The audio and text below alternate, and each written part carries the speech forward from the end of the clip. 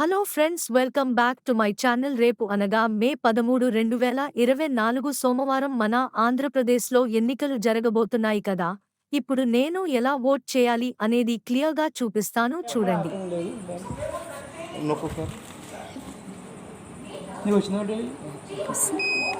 అలా అయితేనే ఓటు పడినట్టు, లేదంటే నీ ఓటు మళ్ళీ ఎవరో ఒకరు వేసుకుంటారు తర్వాత నెక్స్ట్ 2 4 నెంబర్ ఇక్కడ ఉన్నట్టు ఉండవు. ఇక్కడ అంటే ఇప్పుడు చూడు, ఇక్కడ డైరెక్ట్ 9 ఉంది కాబట్టి తప్పని నొక్కేసావు. ఇక్కడ అంటే ఆల్మోస్ట్ అన్నీ ఫుల్లో ఉంటాయి.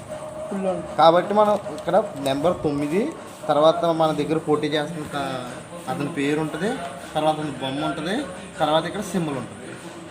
ఓకే, అవన్నీ చూసుకుని కంగారు లేకుండా ఓటు వేయండి.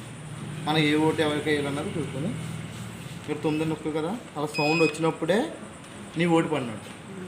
లేదా